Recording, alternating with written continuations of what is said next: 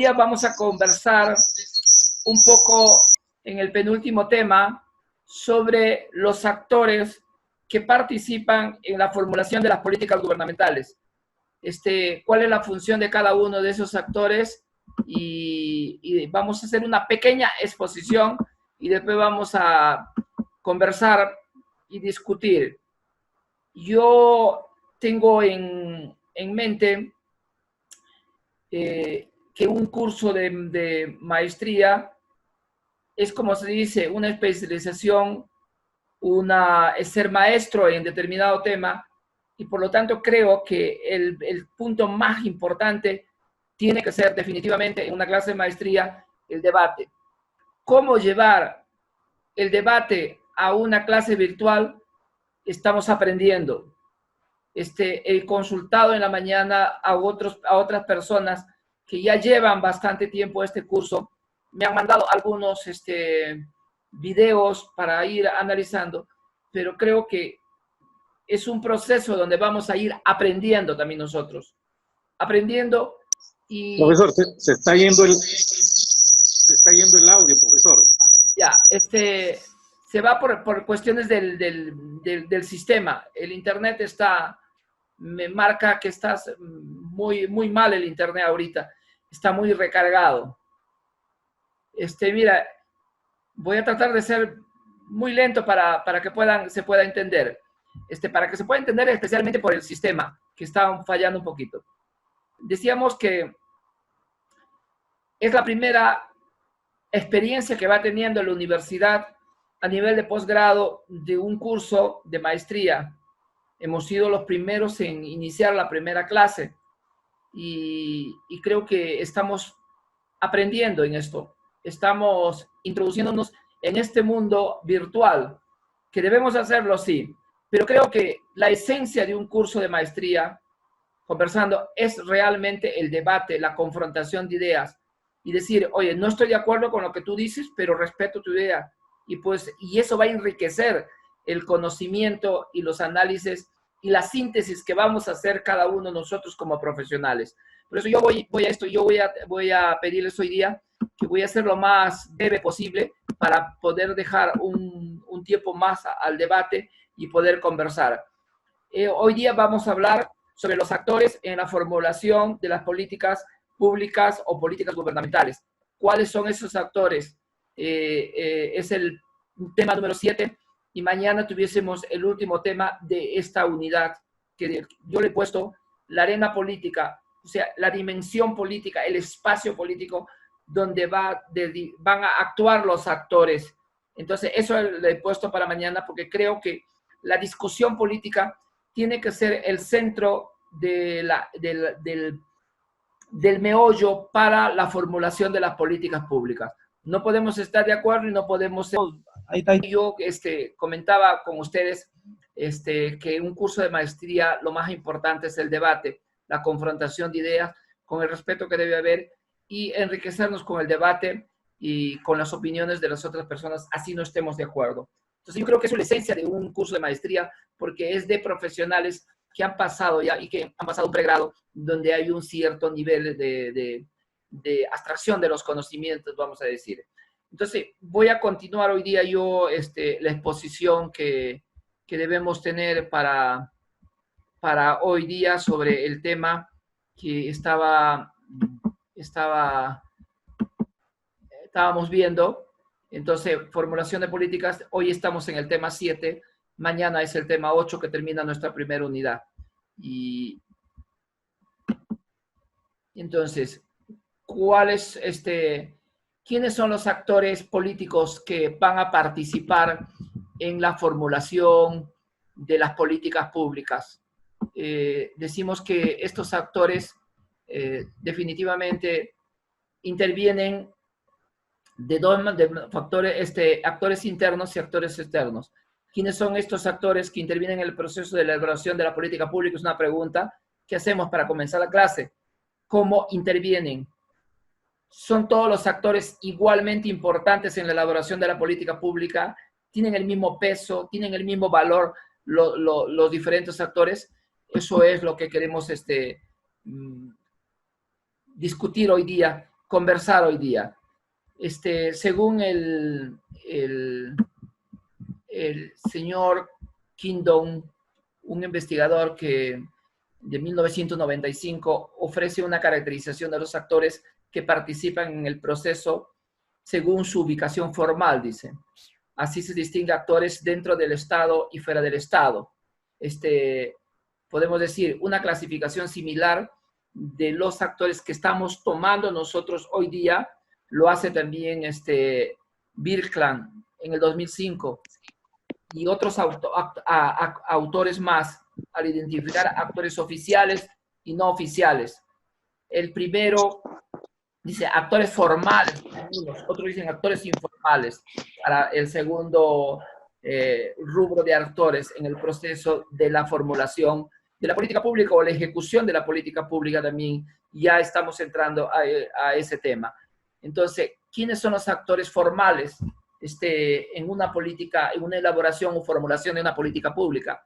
Los actores formales, como vemos ahí en los gráficos que hemos tratado de preparar, son u oficiales, dice, son aquellos que desempeñan cargos formales dentro del poder estatal, dentro del poder, vamos a decir, y no vamos a poner dentro de la estructura del Estado, pero propiamente dicho dentro de la estructura del gobierno también, y cuyas atribuciones competentes y competencias y facultades y relaciones entre estos cargos formales del poder, yo diría, cargos necesariamente que están dentro del poder, están señaladas ¿dónde? En la Constitución política y en las leyes y en las otras normas del Estado, podemos decir, en las mismas normas que va a crear la política pública, están propiamente diseñadas ahí.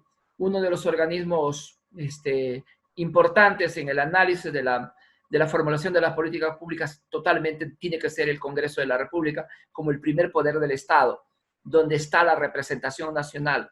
En el caso del Perú, esta representación nacional está, el poder legislativo está en el Congreso de la República conformado con una cámara. En muchas naciones de democracia liberal está conformada de dos cámaras, Cámara de los Senados y Cámara de los Diputados, o Cámara de los Representantes y Cámara de los Senados. La Cámara de los Senados siempre es la Cámara Alta y la Cámara de Diputados o de los Representantes la Cámara Baja. Estados Unidos tiene dos cámaras, el Senado y la Cámara de los Representantes. Inglaterra, siendo una democracia, una monarquía constitucional, tiene dos cámaras, la Cámara de Lores y la Cámara de los Comunes, y así sucesivamente los diversos estados desarrollados van a conformarse de dos cámaras. En América Latina también el poder legislativo está conformado en su mayoría por dos cámaras. El único país de los pocos que hay en el mundo que tiene una cámara sería el Perú. El Japón está conformado por un congreso de dos cámaras, y la Cámara de los Senados y la Cámara de los Representantes. Y así pues, entonces, digamos, el primer poder del Estado es el organismo constitucional autónomo, digamos, que emana en el poder legislativo, en el Congreso de la República. Y el segundo poder del Estado, podríamos decir, y con igual condición, es el gobierno, es el poder ejecutivo, el gobierno central, los gobiernos regionales y gobiernos locales, que vienen a ser pues los principales actores dentro de elaboración y formulación de una política pública. Y vamos a seguir. Los actores informales o no oficiales se involucran en el proceso en consideración a si los intereses que ellos representan sean afectados positivo o negativamente por la política pública. Esto es, emergen desde la propia sociedad, los actores informales, digamos, emergen desde la propia sociedad. Pueden ser actores colectivos o individuales en el desempeño de sus roles. No están reglados, vamos a decir, reglamentados por una ley, al modo como lo están los cargos que desempeñan los actores formales. Y aún así, sus actuaciones deben ceñirse a la institucionalidad, vigente como cualquier ciudadano, como cualquier estructura. He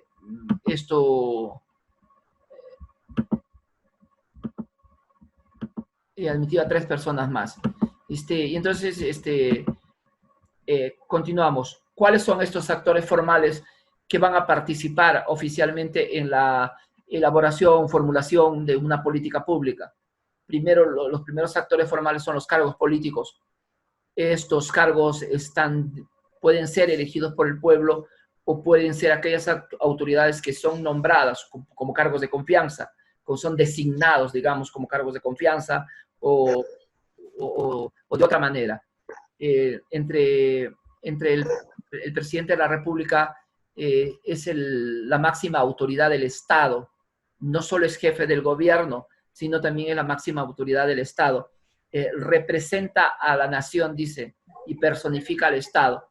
Entonces, el presidente de la República, dentro de sus facultades, pues, es el actor más influyente en todo el proceso de la formulación de las políticas públicas, eso queda clarísimo.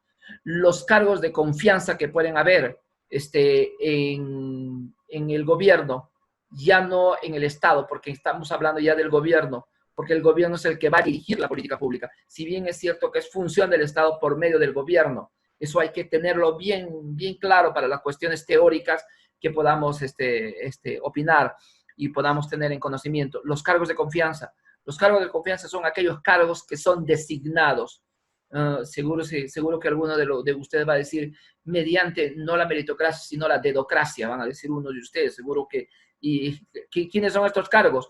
Ministros, los ministros de Estado, los viceministros, los secretarios generales de los ministerios, los gerentes de los ministerios y de los órganos descentralizados, los directores ejecutivos y directores de los órganos descentralizados y directores de los ministerios. Son, como digamos, los cholazos, vamos a decir, dentro de la estructura de la burocracia nacional.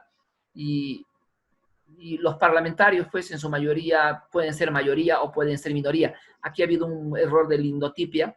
Los parlamentarios pueden ser de la mayoría oficialista, de los oficialistas, o pueden ser las minorías que están representadas en el Congreso, que también, pues, van a ser actores permanentes en la elaboración y la formulación de una política pública. Los del oficialismo para apoyar y los de la oposición muchas veces para hacer llegar sus objeciones hacia esta política pública que se está implantando. También en este rubro de actores formales están los asesores presidenciales, los asesores ministeriales, los asesores del primer ministro, que hace unos días hemos tenido todo un escándalo ayer creo que renunció uno de los grandes asesores que tenía mucha influencia, creo, en el gobierno o en el primer ministro. Entonces, los asesores presidenciales llegan a tener alta influencia en el establecimiento de la agenda, las alternativas, incluso sobre la marcha de la ejecución de las políticas. Entonces, los asesores van a influir eternamente. Mira, es un dato nomás de los Estados Unidos.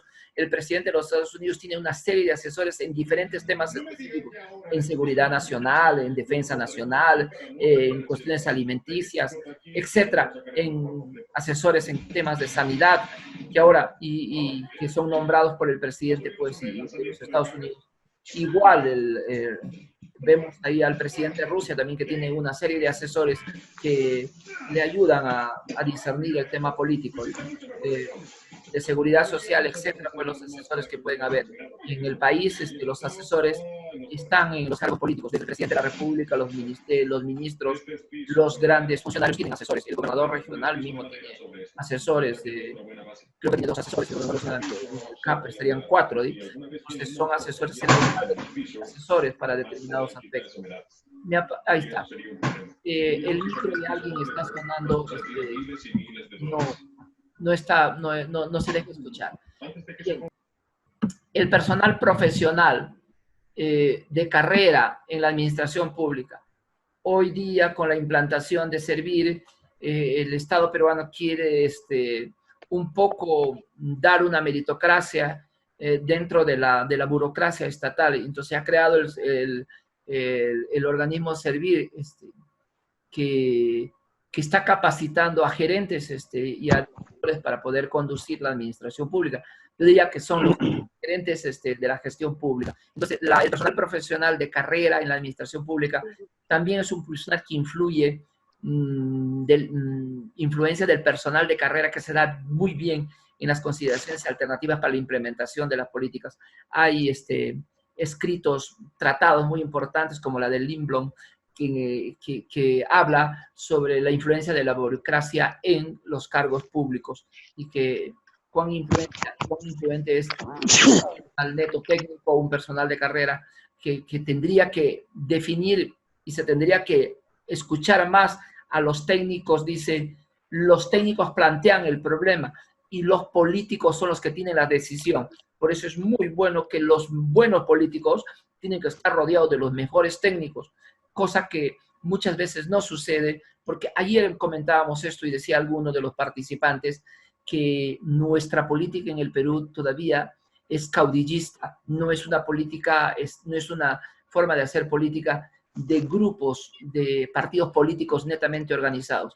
Yo sí creo en los partidos políticos y creo que si hubiese partidos políticos estructurados, con idearios y con visiones y con misiones, con objetivos, con metas en el Perú, que formen sus líderes, que haya una renovación constante de sus líderes dentro de una democracia interna partidaria, yo pienso que podrían, porque los partidos se deberían preparar para gobernar, pero no está sucediendo eso.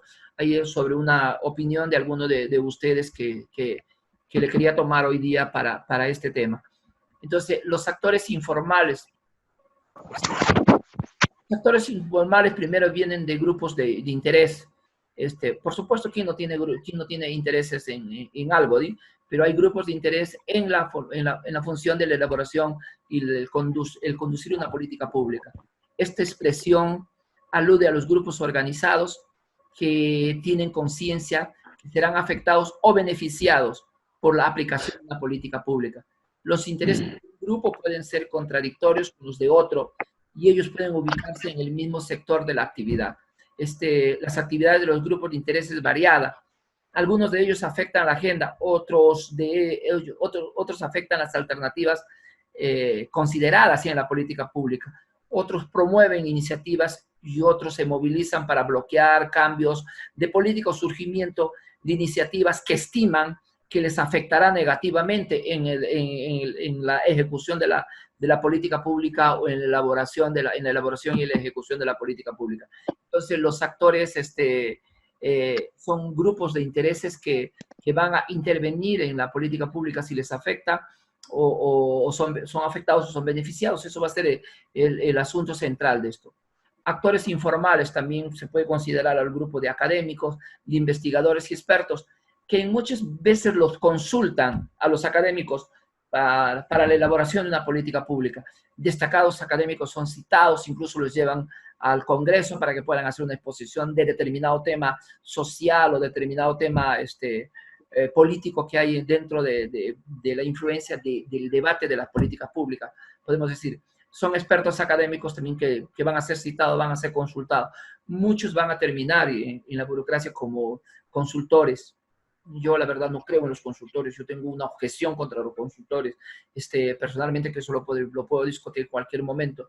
¿Por qué? Porque los consultores te van a decir lo que tú ya sabes, y la problemática del país, el diagnóstico del país está hecho, solamente es para analizarlo y para actualizar datos nomás, pero son los mismos indicadores de pobreza, son los mismos indicadores de falta de saneamiento básico, son los mismos indicadores de falta de cobertura de educación, deserción escolar, etc. Y cuando uno va analizando, va viendo que los indicadores están ahí, los problemas están ahí, y los consultores simplemente le van a ordenar y van a decir, esto es el trabajo y por eso voy a cobrar.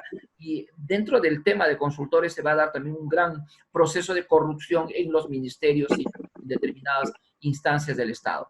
Entonces, los académicos, investigadores y expertos en determinados temas también son actores informales que van a ser consultados por los políticos para el buen funcionamiento, buena elaboración o la buena dirección de una política pública. Y no solamente les va a llamar el gobierno, sino también les va a llamar la oposición para que les ayude a poner a criticar técnicamente más la política pública o la opción del gobierno en términos de la política pública.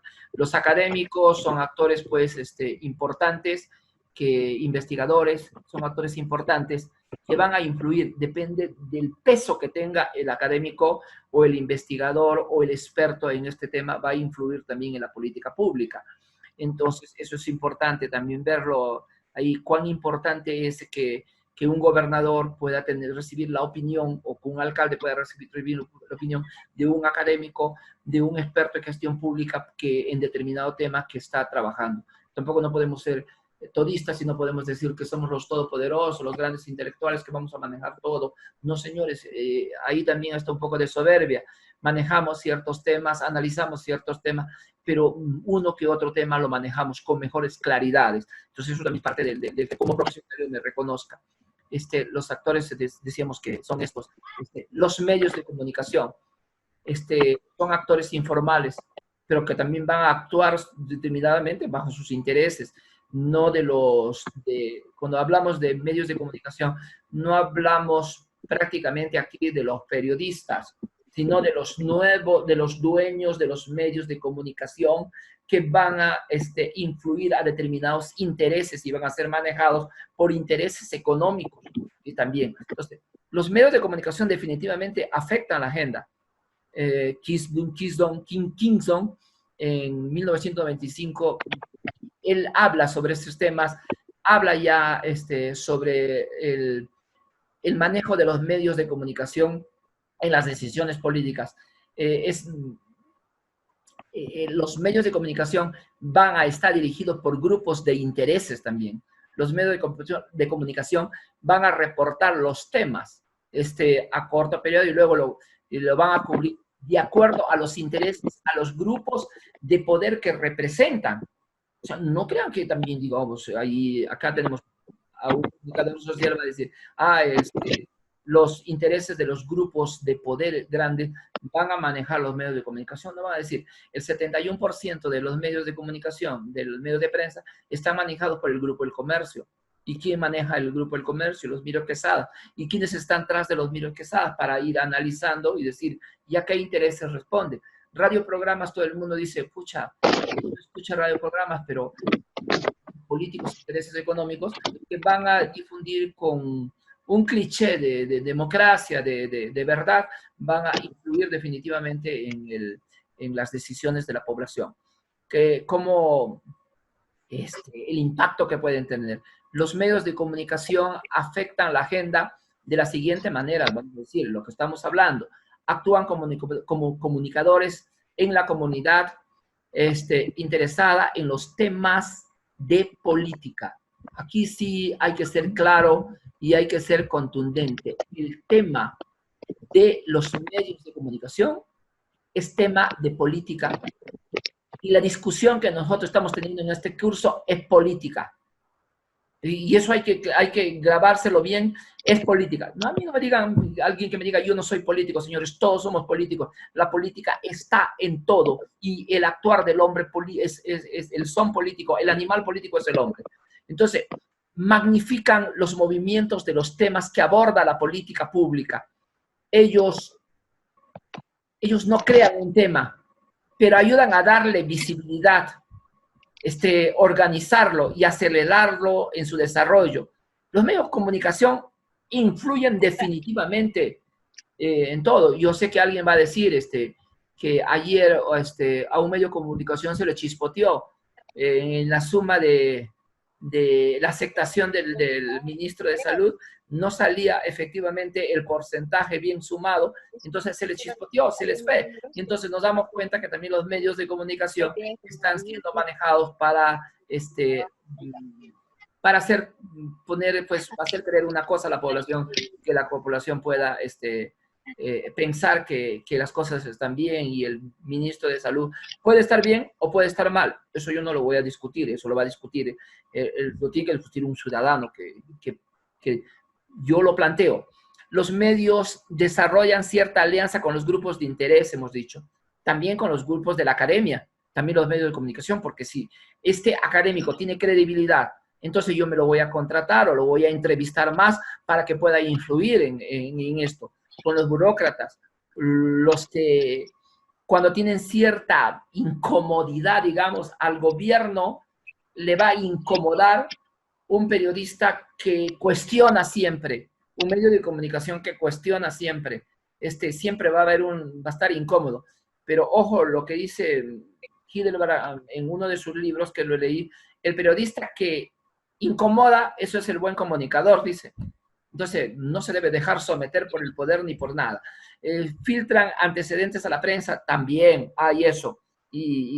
Pero ojo, en una sociedad democrática donde, digamos, la democracia tiene el sentido de democracia realmente, no puede decir, están filtrando información, porque la información tiene que ser transparente, la información tiene que estar al servicio de toda la comunicación, de toda la comunidad, ya por los medios virtuales que estamos manejando. Los medios de comunicación pueden tener un efecto sobre la política pública cuando afectan a los actores protagónicos que participan en el proceso de la elaboración de la política pública. Muchos funcionarios, por una crítica de un medio de comunicación, también se acobardan y van a decir, ya se debilitan, porque no tienen la seguridad de actuar. Entonces, la prensa no siempre tiene la verdad también. Yo creo que no siempre tiene la verdad, creo que casi nunca tiene la verdad. Voy a decir, disculpe, señor Esquerre, si me contradice, pero vamos a ver el debate ahora que va a ser importante. Sobre este tema, mis estimados profesionales, amigos que con algunos nos hemos visto, pero no hemos conversado. Entonces, comencemos un debate sobre los actores y sobre todos los temas que tenemos. No nos salgamos del tema, hablemos de los medios de comunicación, hablemos de la elaboración de los actores, de la burocracia, de la tecnocracia, digamos, de los técnicos, de los académicos, de todos aquellos que van a participar en una política pública, y teniendo el modelo de una política pública, hagamos el análisis y digamos, a nuestra realidad peruana, se está haciendo bien las cosas, no se está haciendo bien, ¿qué podemos hacer para mejorar? Yo no soy de las personas que solamente vamos a estar llorando sobre la leche derramada, sino vamos a decir, oye señores, yo no puedo estar criticando, no, un poco, sino digan, vamos a analizar sobre un debate los problemas de los actores en la elaboración y con la conducción de las políticas públicas, y vamos a ver desde el punto que queremos analizar y decir qué podemos hacer para mejorar. No es utopía, es real. ¿Se puede mejorar? Sí, se puede mejorar. Queda abierto la sesión para conversar.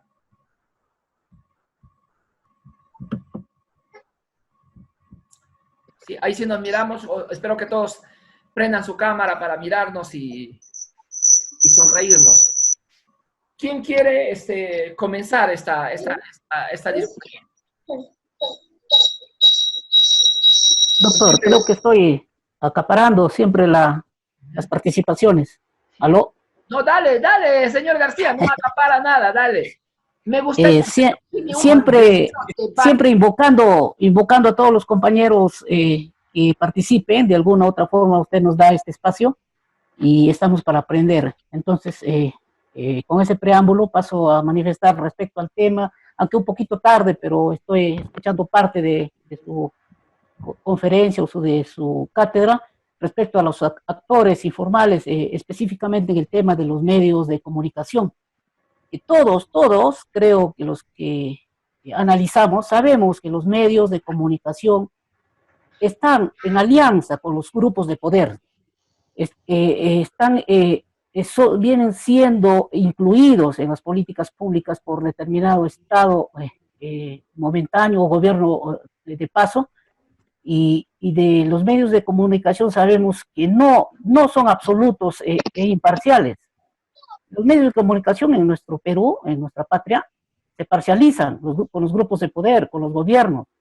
De ahí que algunos medios de comunicación de alcance nacional, pues se ve que en horas de la noche, que a veces yo escucho, basta que por ahí el formato no esté de acuerdo a los intereses del dueño de este consorcio, este pulpo poderoso que es el medio de comunicación a nivel nacional, que tiene repetidoras, ya al siguiente día él ya está rescindido su contrato, sin tocar nombres, desde luego, ¿no? Usted lo acaba de decir, medios de comunicación regionales, usted sabe cómo la gente o los profesionales de los medios de comunicación, el comunicador o el periodista, sí está atrás, pues, de cierto grupo de poder o cierto gobierno de turno, y cuando también estos, pues, les sueltan flores, les ponen la fresa a la copa, diciendo así de esa manera, pues reciben algunos por ahí beneficios, entonces están sacando lo bueno, pero no buscan lo malo, pero si ya buscan lo malo, entonces concluyendo, sí están parcializados, no todos, hay medios de comunicación que vale la pena, pero no en un 100% tampoco.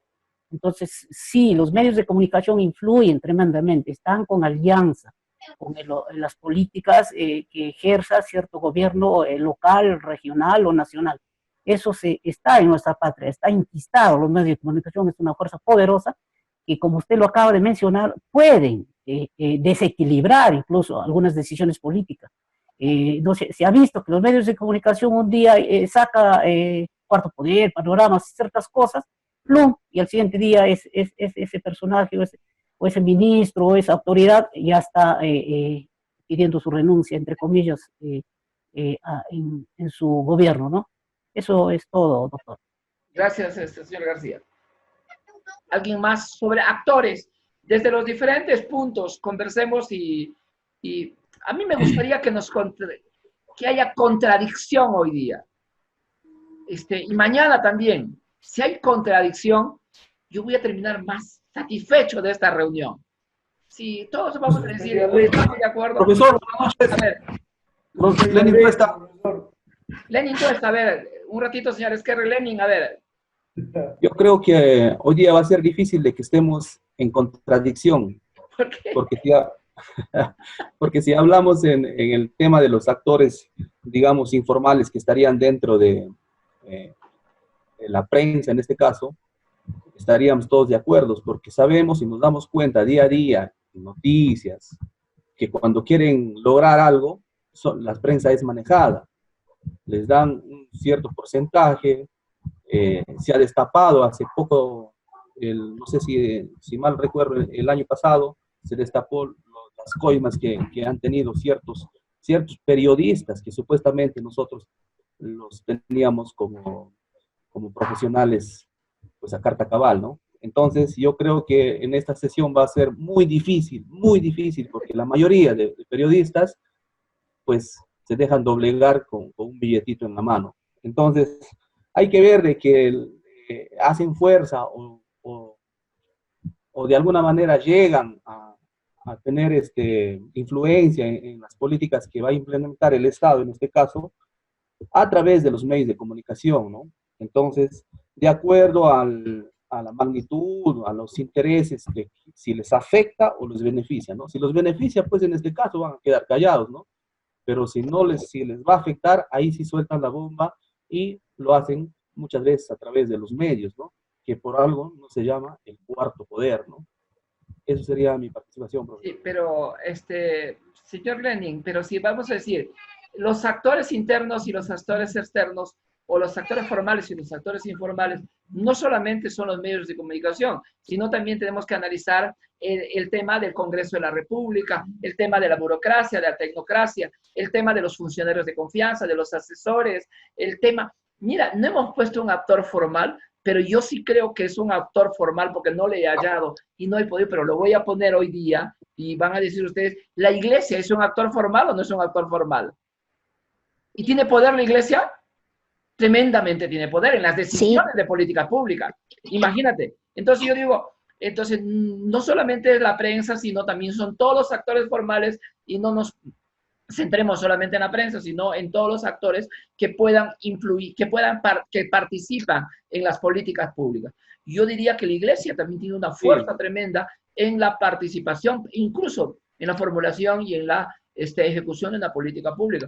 Porque algunos expertos dicen que la iglesia, el poder religioso, es el cuarto poder del Estado, y la prensa sería el quinto poder. Otros dicen, no, y el poder militar, ¿dónde queda? El poder militar también influye. O sea, hay poderes fácticos, pero que incluso uno de los poderes fácticos que siempre estamos criticando es la CONFIET. ¿La CONFIET interviene o no interviene en la elaboración de las políticas públicas? Definitivamente. ¿Es un actor interno o es un actor externo? Se lo considera como actor no formal por la estructura, pero tiene mucha influencia. Sí, señores, tiene mucha influencia. La iglesia también tiene mucha influencia. Y las iglesias también tienen mucha influencia. Ahí vamos a entrar Estoy preparando el tema de organización y modernización del Estado como el poder religioso que modifica un poco la estructura intelectual del Estado. Entonces, es muy interesante estos temas porque nos ayudan a reflexionar mejor. ¿Alguien más quiere participar? A ver, don José. Profesor, me gustaría que me permita unos segundos, porque realmente el tema es muy bonito, pero es demasiado amplio y lamentablemente lo han constreñido a la cuestión comunicacional, a los más medios, al poder de los más medios. El tema sería pues empezar hablando desde un Estado de Derecho y si el Perú es realmente un régimen democrático para poder entenderlo. ¿Hasta dónde realmente consideramos que este es un país democrático? Si en este país, para mí, un Estado fallido. El Perú para mí es un Estado fallido. Para mí no es un Estado correcto, que ha diseñado estrategias, que ha diseñado tácticas, que ha diseñado programas para el bienestar social. No es esta clase de país. Este es simplemente vuelvo a recalcar lo que siempre digo, una republiqueta o una careta de lo que podría ser un país, porque vamos a tener en consideración el Acuerdo Nacional, habla de 4 elementos fundamentales para poder hablar de política de Estado, habla de democracia y Estado de Derecho, democracia y Estado de Derecho, ambas bastante criticables y bastante discutibles en el Perú. La equidad y la justicia social, otro tema difícil de poder llegar a un acuerdo. Si en el Perú es un país equitativo, simplemente le preguntaríamos a cualquiera, ¿entiendes algo de la problemática de Puno y los miles de ciudadanos de Puno que no tienen ni la menor idea que existe este país? Usted como ciudadano, o por lo menos como uno de los que ama a Condorcanqui, sabe perfectamente que en Condorcanqui, en la frontera, hablan del Ecuador y no hablan del Perú, conocen a Moreno, conocen a Correa y no conocen quién es el presidente peruano. Así que ahí no podríamos hablar de equidad y justicia social. Si hablamos de competitividad del país, hablamos de una competitividad ¿cuál? ¿Dónde? ¿Cuál es la industria de este país que es competitiva? ¿O cuáles son las áreas productivas de un país competitivo? No lo hay. Estado eficiente, menos. Transparente, descentralizado, no lo hay. Por lo tanto, el tema da para lo que usted dice, un debate en el cual podemos considerar, porque todo el mundo se va por lo pequeño, se va a decirle, oye, ¿sabe qué? El periodista José Esquerre es un miserable tipo de vida. Le dan 2 monedas, el fatal se va y empieza a apretar con su conocimiento la forma como se está manejando la política. Perdón, ¿tú trabajas en qué? Porque si alguien dice, el periodista aprieta y cobra, y el que trabaja para la administración pública y no cumple su rol, y el que trabaja para la administración pública y parasita, ¿cómo le diríamos? Ladrón también, está robándole al Estado peruano, ¿no es cierto? Entonces, ¿de qué delincuente podríamos hablar cuando el de la administración pública empieza por parasitar y no poner lo mejor de sí para transformar, para cambiar, para evolucionar, para transformar el país? ¿Verdad? Entonces, son temas bastante debatibles esto de las políticas de hablar de un Estado eficiente, transparente, descentralizado. Y quería rápidamente, para no tomarme el tiempo, profesor, los objetivos que tienen estos temas, el fortalecimiento del régimen democrático y del Estado de Derecho, cómo fortalecerlo, cuáles serían las políticas para fortalecer un Estado de Derecho, la democracia, en la vida política, el fortalecimiento del sistema de partidos, algo que usted tocó sobre los partidos políticos y la necesidad de creer que la partidocracia puede jugar un rol, sí, pero de qué partidocracia y cómo lo ideologizamos de tal manera que no convertamos también y no pervertir también la idea de la ideologización, porque hablar de democracia y hablar de partidos políticos es también parte del juego democrático. Cuando usted habla, por ejemplo, de otros países que tienen solamente el Partido Republicano, el Partido Democrático, el Partido Liberal, el Partido de los Conservadores, aquí en Colombia, el Partido de los Trabajadores, bueno, países que tienen solamente 2 partidos, ¿no es cierto? Los demás son insignificantes, no juegan, porque si hablamos de que solamente existen 2 partidos, mienten. En Estados Unidos hay un representante en el Congreso del partido nazi, algo que no lo comenta nadie. Pero en fin, es parte de aprender y leer en una constante. la afirmación de identidad, la importancia que tiene el afirmarnos como identidad, como un país que tiene identidad, no lo tenemos. Este no es una nación, es un país, ¿verdad? Porque para que haya nación, unidad de lengua, unidad de raza, unidad de cultura, no tenemos ninguno de los tres segmentos que podrían servir para ser una nación, ¿verdad? La institucionalidad del diálogo y la concertación, somos un país dialogante, somos un país concertante, el Estado peruano, a través de su gobierno, busca el diálogo y la concertación, no lo busca. Los planeamientos, si hablamos de políticas, planeamientos estratégicos, prospectividad nacional y procedimientos transparentes en nuestra política, bueno, esos son los temas que sería difícil cuando usted habla de consultores y no le gustan los consultores. Yo tendría incluso para debatir, usted dice que nos encanta el debate, yo sí creo en los consultores, pero como usted después se reafirma y cambia, cuando dice sí, pero que cada uno vaya segmentado, porque hay consultores y consultores, no porque hacen un curso, yo estoy llevando un curso también de consultor político, ¿verdad? Y eso me daría pues las garantías para que yo me atreva a poner una consultoría política. Para ser un consultor político es un tipo que no solamente estudia en el Perú, sale a estudiar a otras universidades, porque lamentablemente en el Perú no hay todavía una carrera más allá que pueda abrir nuevos horizontes para qué cosa es y cómo va a ser lo que en otros países es claro, la segmentación y la especialización. Mientras no hay esas cosas, podríamos hablar todo lo que quieran. Cuando usted habló de la iglesia, le digo, artículo 50 de la Constitución Política del Estado. ¿Qué dice la Constitución del artículo 50 del Estado? Que la iglesia es reconocida, la iglesia católica, atención, la iglesia católica. La iglesia esta que solamente sabe de limosnas, pero que no sabe devolver, la limosna no la sabe devolver después a sus protegidos para que vayan al cielo. ¿No es cierto? La iglesia está preocupada en construir el camino que nos lleva al cielo. Pero acá en la tierra no ayuda. Ahora en COVID, acá en Chachapoyas, tanta riqueza que tiene la iglesia y ni siquiera ha dicho esta boca es mía. Es un poder, ¿no? No solamente es el cuarto, es el primer poder del Estado. ¿Por qué es el primer poder del Estado? Porque todos van a pasar por el cura dobleganos de genuflexos a lo que diga la iglesia. La iglesia ha sido la ramera más grande de toda la historia de este país, la ramera más grande de la historia de este país. Muy duro, a partir de que sí, es una cosa. Todos los presidentes van y se arrodillan ante el obispo para que el primer día que van a empezar su gobierno lo hagan de acuerdo a como la iglesia quiere. Bendito seas, mientras no te olvides que la iglesia también recibe. Los obispos ganan un sueldo que cuánto le gustaría a un profesor como usted, doctor, ganar el sueldo que gana un obispo. No lo gana, profesor, a pesar de que tiene usted tantos títulos y tantos pergaminos. Bueno, vamos a dejarla ahí para no tomarme el tiempo. No, es que no estoy de acuerdo en muchas de cosas que ha dicho con respecto a algunos temas, pero respeto su opinión y eso creo que va a ayudar a que también los otros compañeros le hayan escuchado y entonces podamos decir, sí, no estamos de acuerdo con Esquerra, pero lo ha dicho, y lo ha dicho valientemente en un foro académico. Esto es un foro académico, y eso tiene un valor, porque hay que decir las cosas como nosotros lo percibimos. Y yo casi, una de las experiencias que yo he tenido políticamente, y me ha impresionado a mí cuando yo estuve en Finlandia y estuve en Bélgica, y veía pues el nivel de civismo y el nivel de estructura del Estado para que parecía una sociedad cuasi perfecta, que yo he venido muy ilusionada de esa sociedad he venido yo.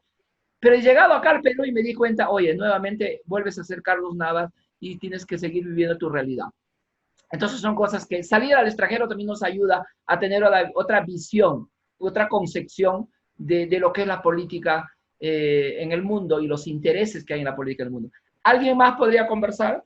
Sobre actores, por favor. No vamos a salirnos del tema mucho. Actores internos y actores externos.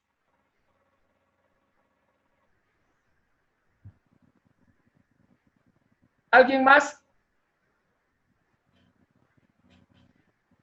Doctor, buenas noches. Dime, señora Mérida, adelante.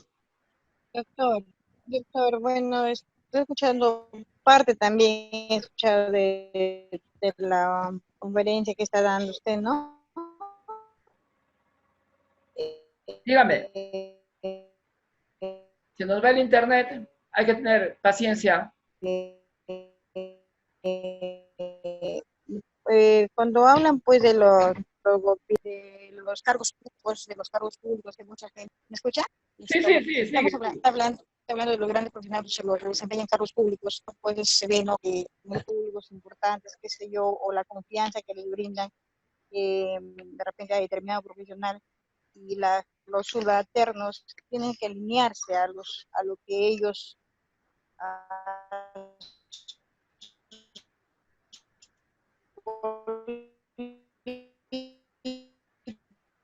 no a la forma de trabajo a realizar. Entonces, de repente en ese sentido no estamos un poco, digamos, bajos, ¿no? De poder, de estar al dominio de ellos para poder desempeñar muchas comunicación. Por ejemplo, de los medios de comunicación, pues no todo es verdad, no todo, o de repente algunos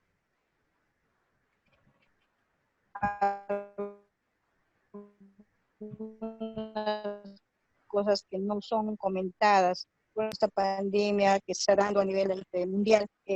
Conocemos a veces por el hecho de familia, no todas cosas, o de repente por medio del gobierno también no se publica todo, porque no esto, hay un poco de temor de repente de no sacar a luz todo lo que está pasando, ¿no?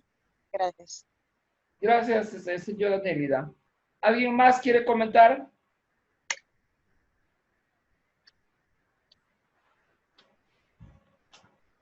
Sobre la participación del Congreso, la participación del Poder Ejecutivo. No hemos mencionado en las vías positivas, pero la participación del Poder Judicial que va a administrar justicia, también en la elaboración y la formulación, en la guía de las políticas públicas, en el desarrollo de las políticas públicas, debe jugar un papel importante el Poder Judicial, el Ministerio Público y otras organizaciones con factores netamente externos que podrían ayudar.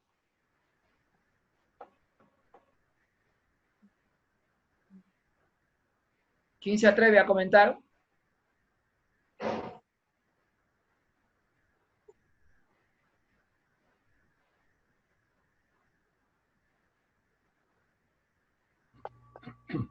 Profesor, Adelante, don Arturo. yo quisiera compartir con ustedes algo que alguna vez le dije a un amigo que era funcionario, ¿no? Que tenía que ver con las políticas públicas y que era un actor definitivamente de ello. Es de que, ¿por qué no se creaba un banco de iniciativas donde la persona de a pie, el profesional de a pie, pueda depositar ahí iniciativas que, aunque no parezca, usted conversa con muchas personas y tiene mucha idea para poder plantear mejores políticas públicas, ¿no? Entonces me dijo de que lo iba a crear. Bueno, pasó su gobierno, desapareció también él políticamente y no se creó. Yo considero que dentro de los actores informales debe haber, ¿no?, una especie, una institución que acoja esos planteamientos de la persona de a pie, ¿no? Eso quería compartir. Como una especie dentro del Estado, como una academia dentro del Estado que recoja las inquietudes técnicas, políticas de la población. Iniciativas que son a veces mucho más importantes que las que lo discuten dentro de un estamento. Don Arturo, pero ¿no cree usted que los congresistas son elegidos para eso, para recibir también las inquietudes de la gente? Lo que pasa es que los congresistas, una vez que llegan al Congreso, ellos creen que tienen la verdad. Y ese es el gran problema. Hay mucho ignorante en el Congreso, ¿eh? Con el respeto de los congresistas. Hay mucho ignorante en el sentido no despectivo, sino que ignoran la gerencia, ignoran sobre gestión, ignoran sobre proyectos, ¿no? y se convierten en unos simples demagogos, ¿no? El gran poeta español Campoamor decía, no hay verdad absoluta, todo es relativo, es de acuerdo al color del cristal con que se la mire. Decía como, no hay nada absoluto. Y él analizó cuando Judas, Pilato le dijo, Jesús le dijo a Pilato, yo soy la verdad. Y entonces Pilato le preguntó, ¿qué es la verdad? En mi concepto, digo, Jesús no supo, puedo decir, Jesús no supo responder lo que es la verdad, o pudo pensar, oye, ¿por qué voy a discutir con este con este cerebro de piedra? Explicarle no va a ayudar nada, entonces me quedo callado mejor. Entonces, uno puede deducir filosóficamente la concepción de acuerdo a lo que más. Los que creen en Jesús van a decir, no, Jesús no quiso perder su tiempo en este animal que era un bruto. Pero otros van a decir que Jesús no pudo contestarlo de lo que es la verdad a Pilato. Entonces vamos a ver que siempre vamos a estar en esa dicotomía, en esa dicotomía entre lo que puedo ser y lo que no sé. A mí me gusta mucho para analizar este punto Ortega y Gasset, verdaderamente con la Revolución de las Masas, que es un libro muy bonito que nos puede ayudar a pesar de haber sido escrito en el comienzo del siglo, es un libro muy presente ahorita. Gracias, don Arturo. Profesor, yo sigo pensando, para concluir, sigo pensando que todo pasa también por la responsabilidad social en todo nivel de los actores. Sí, la responsabilidad social. A ver, doña Victoria, prendió su micro, doña Victoria. Buenas noches, doctor y compañeros. Yo quiero hablar referente a los asesores presidenciales que llegan a tener una alta influencia en el establecimiento de la agenda, llámese en salud, educación, saneamiento, las fuerzas militares y todo lo que compete al Estado. Y también quisiera referir un punto referente al personal de carrera que viene en la administración pública. Y ahora con el organismo nuevo que se va a dar, ¿no? En cualquier momento ya está de repente en proceso, pero aún no todavía se ha ejecutado, con las personas que vienen como trabajadores de la administración pública de carrera, llámese, que no se han tenido que capacitar, actualizar, han seguido en el mismo grado de que ingresaron a trabajar, ¿no? ¿Y cuál sería más adelante la perspectiva de aquellas personas y en cuánto se tendría que ya ejecutar la ley servir? Y bueno, también el personal profesional en la administración pública para implementar la gestión pública, como es, los técnicos plantean el problema y los políticos tienen la decisión. ¿Cómo sería eso, doctor? ¿Qué opina una parte de eso? ¿Qué opinar sobre el trabajo de los asesores? El poder en la sombra, vamos a decir. Han habido asesores y asesores, como podemos decir. Ha habido asesores que han tenido mucho más poder que el mismo presidente o que el mismo rey a lo largo de toda la historia. ¿Sí? Sí. Rasputín, si nosotros analizamos la historia, vamos a saber quién fue Rasputín, cómo influyó en el zar de Rusia, Rasputín. Entonces, también acá en el Perú tenemos una influencia, una experiencia ya en la política peruana sobre Vladimiro Montesinos, que está hoy detenido, que llegó a tener mucho más poder que incluso que el presidente de la República, que don Alberto Fujimori. Entonces vamos a ver cuál es el trabajo de los asesores y también es la capacidad que debe tener el político o el líder. Ahí está el tema, que no hemos tenido líderes políticos realmente, sino hemos tenido caudillos en la política peruana. La política, la elección peruana es, podemos decir, sentimental en el último momento, y no vamos a elegir al mejor cuadro, sino vamos a elegir nunca hemos elegido al mejor representante, sino siempre ha habido esos problemas. ¿Y por qué? Porque no hay, sigo diciendo, yo pienso que en el Perú, para mejorar la gobernabilidad y la democracia, necesitamos partidos sólidos, estructurados, que tengan visión, que tengan misión, que formen a su gente, que estén preparados para gobernar, pero como partidos, no como persona, como caudillo, sino como partido. Eso es una cosa que debemos avanzar y eso lo podemos ver en Estados Unidos, en las grandes democracias que hay realmente partidos organizados y solamente existen dos partidos, ¿sí? O tres en algunos casos, en Francia, en España, 4 o 5 nada más, en Estados Unidos, en Japón solamente hay dos partidos, me parece, o tres. Y entonces hay, la partidocracia también es importante para fortalecer la democracia. Entonces, los asesores, ¿qué papel han jugado y qué papel van jugando? Los asesores no solamente de los presidentes del gobierno nacional, sino también de los gobiernos subnacionales, el alcalde provincial, quiénes son sus asesores. La gente debe conocer quiénes son sus asesores y qué funciones tienen esos asesores.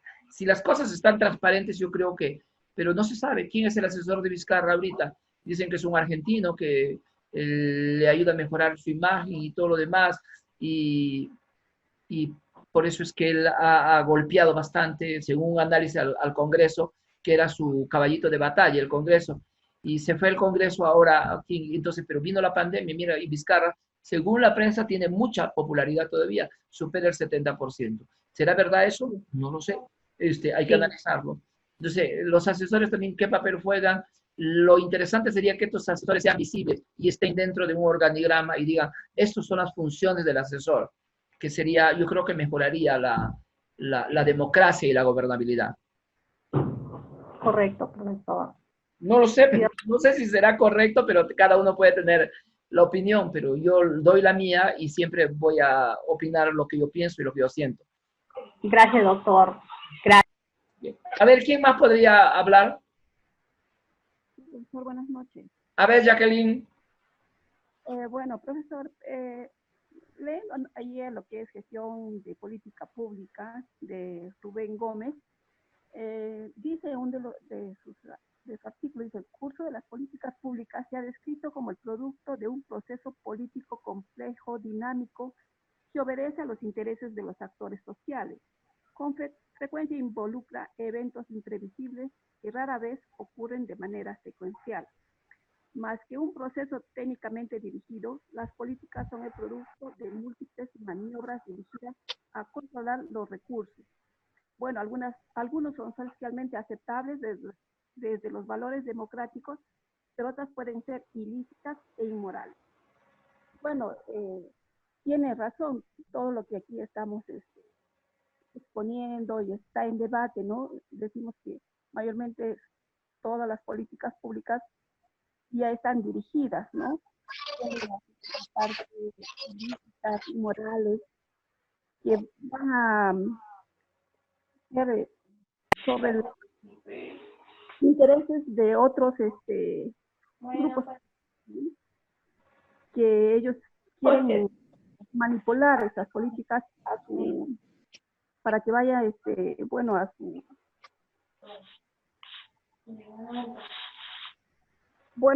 favor, ¿no?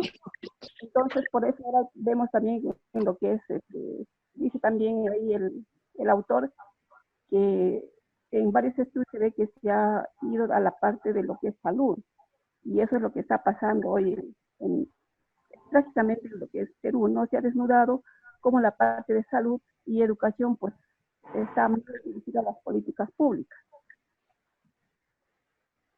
Eso sería mi aportación, profesor. Lo que tú has leído, el escrito, es lo que estamos hablando, que eso sería lo ideal, a los intereses de la nación, de los elementos humanos que va a ser beneficiado esta política.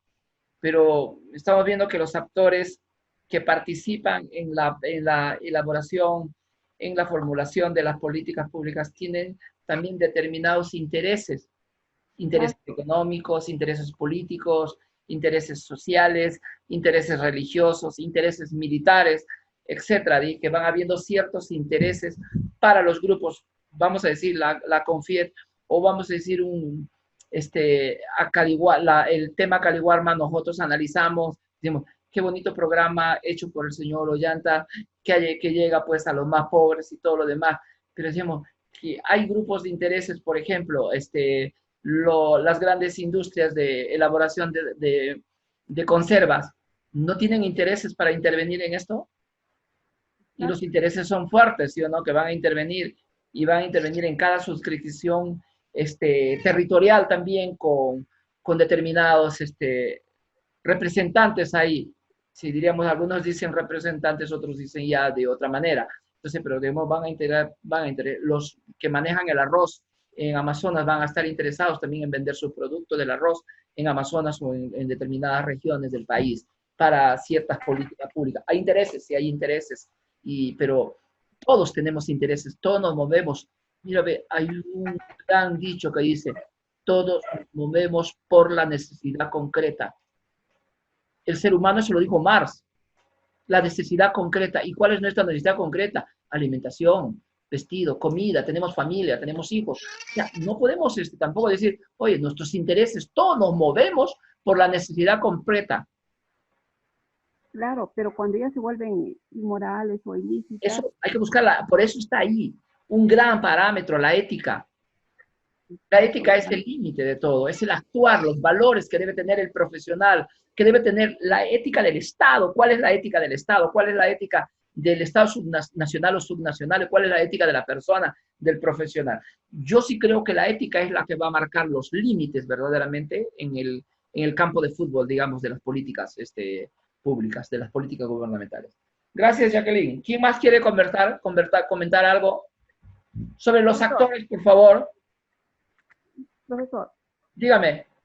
Tengo una experiencia, le comento acá en el grupo, ¿no? A ver. Como decía, somos políticos, ¿no? Tenemos, bueno, personas que han llegado a poder y engañan a la gente.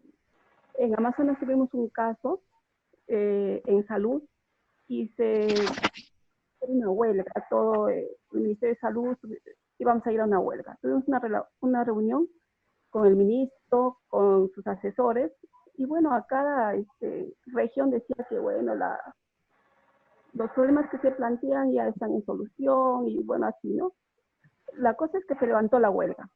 Entonces, bueno, al siguiente día me fui a averiguar la problemática de acá de Amazonas, y querían destituir a un directivo. Entonces, en la reunión que tuvimos, el asesor del ministro que estaba ahí hablando, dijo que sí, que le iban a sacar a la persona que entonces habían hecho el memorial. Pero ¿qué pasa? Al siguiente día yo me voy al ministerio, logro entrar y ver cómo estaba el expediente que había enviado de Amazonas, ¿no? ¿Y qué pasa?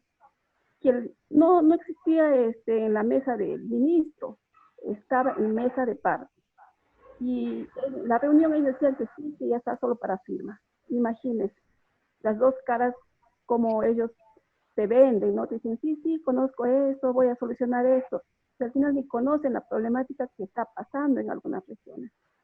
Tienes razón, porque también los sindicatos, también los dirigentes de los sindicatos tienen intereses personales, intereses de grupo, intereses para mantener su status quo y negociar con el gobierno. Muchos de los sindicatos negocian con el gobierno y en contra de los derechos de los afiliados. Cuando les conceden el 30% y ya renuncian a eso. ¿Por qué? Porque los dirigentes también pueden tener, digo yo, intereses. Pueden tener intereses. O sea, ¿quién no se mueve por intereses? Yo digo, por eso el contrapeso a esto, el límite a esto es la ética. Y la ética en el país parece que se ha ido de vacaciones corriéndose del COVID-19. Entonces, la ética es lo que nos debe mantener. Lo que decía el señor Esquerren antes, nosotros podemos criticar a un periodista o podemos criticar a un funcionario o podemos criticar al gobernador regional. Pero ojo, yo como profesor me voy a mi clase, como profesor estoy hablando, me voy a mi clase, pero llego 20 minutos tarde. Y voy a cobrar de esa hora de clase 20 minutos que no he trabajado, voy a cobrar. Entonces, ¿estoy robándole al Estado o no estoy robando? Es una forma de robo al Estado. Entonces, y ese profesor posiblemente sea el que más puede criticar. Entonces, la ética nos va a dar eso, señores, en todos los niveles, a todas las instancias. Hay faltas éticas que muchas de ellas se convierten en corrupción. ¿Alguien más quiere participar? Muchas gracias, Jacqueline.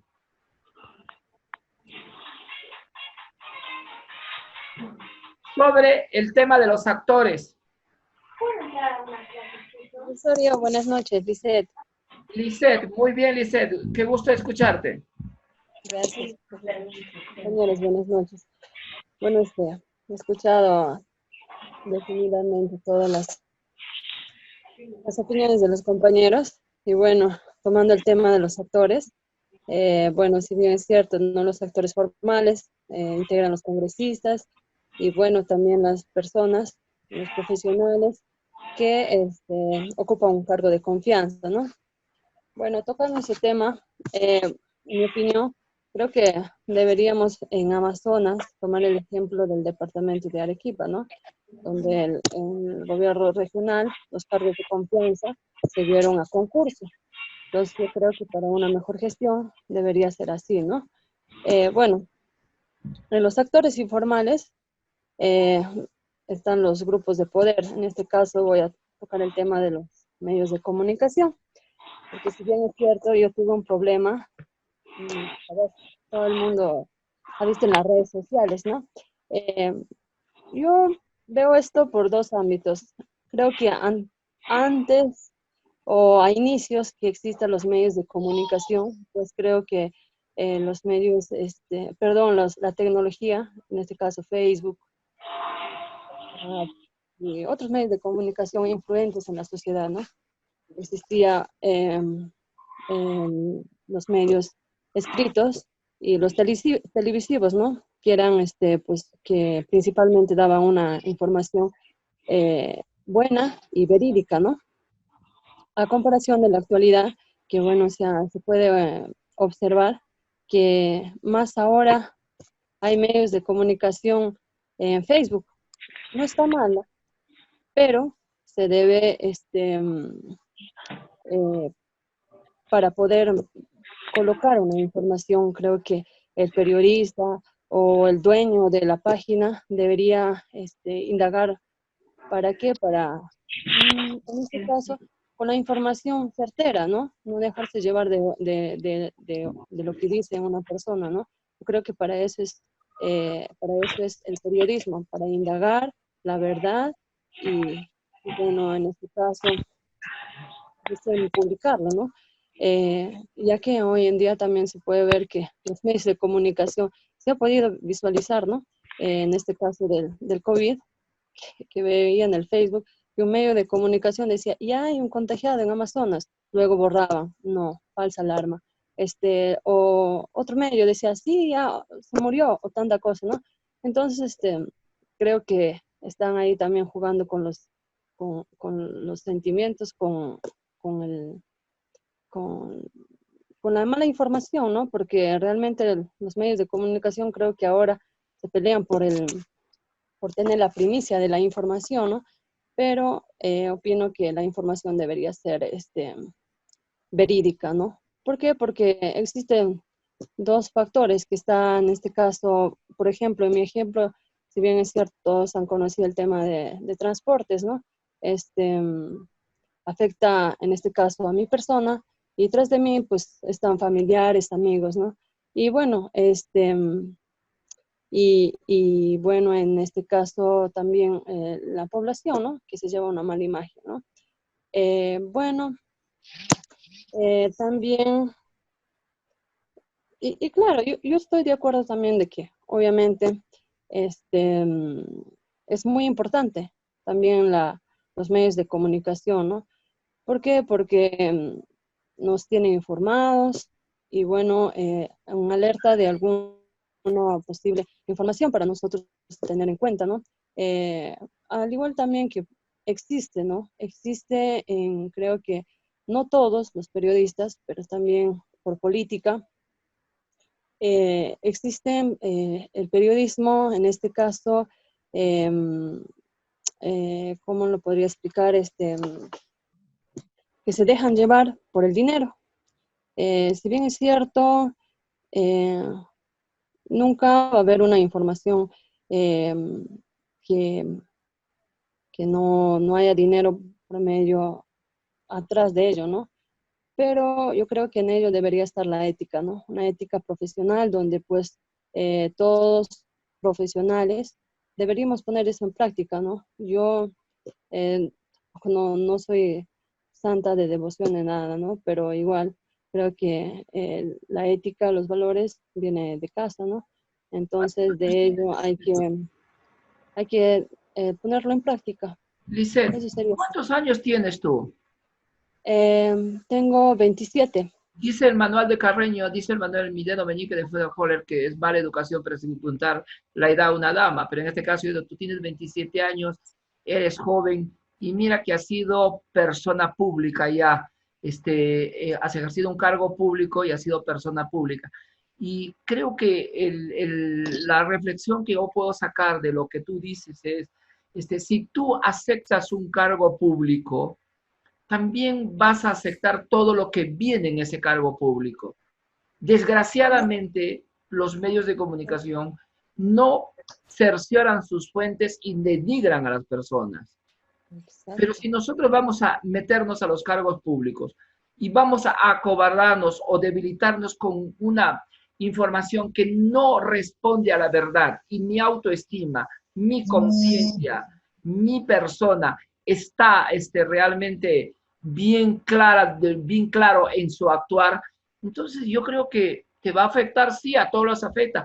Los que más sufren con una noticia así, Lisset, te lo digo por experiencia propia, no somos nosotros, sino son las gente que nos quieren a nosotros, nuestros padres, nuestras madres, si tenemos padre y madre, nuestra esposa, nuestro esposo, nuestros hijos, cuando se enteran, ellos van a sufrir más.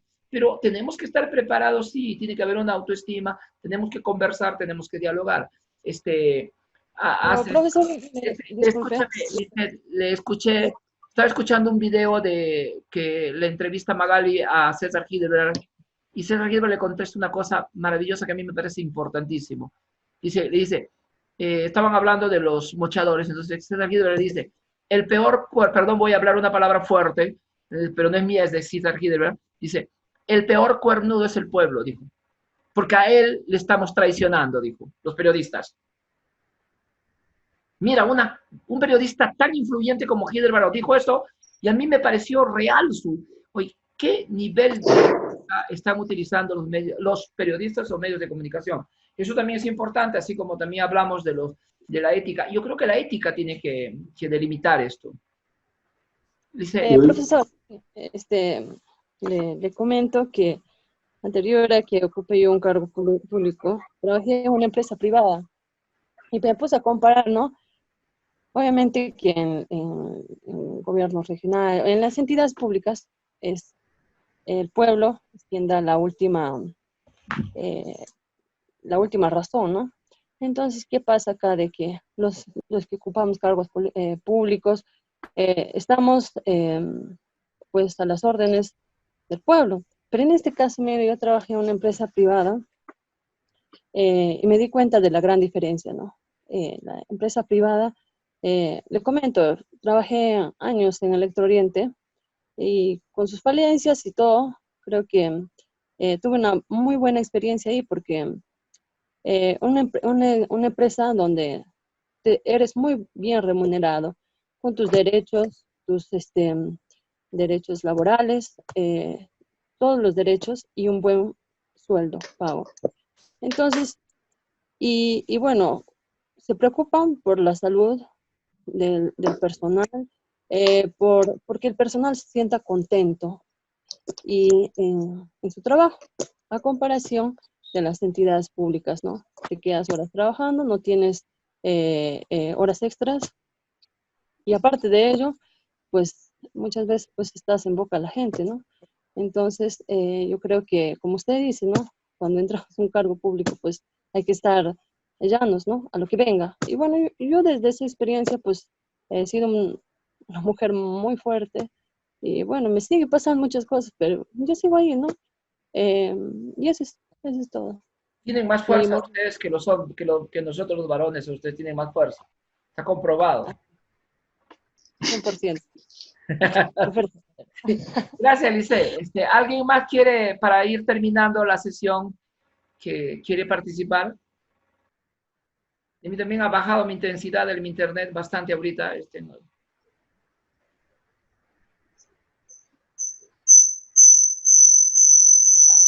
Ni don Alberto. ¿Ustedes me copian a mí? Sí. Perfecto, entonces. Bien. Sí, profesor. Entonces, vamos a dejarlo para que mañana inicie la reunión, don Robinson.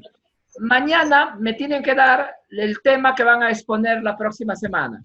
¿Está bien? De las políticas públicas, del acuerdo nacional, para hacer una exposición. No queremos, podemos hacer exposición con 2 vías o 3 vías positivas, con un point, de no más de 2 o 3 vías de point, para explicar un momento y generar un debate, una conversación. Si comenzamos el día lunes y terminamos el día jueves de la próxima semana, terminaríamos el tema para exponer, y mientras yo voy socializando algunos temas que vamos a avanzar todavía dentro de la programación respectiva. Entonces, don Robinson, ¿puede comenzar mañana la reunión que usted? Quedamos, le avisamos por el WhatsApp a Robinson que él comienza la reunión mañana. A ver, don Esquerre. Ok, profesor. Bien, profesor. Bien. ¿Sí? Ya, aquí terminaríamos agradeciéndole a todos su participación.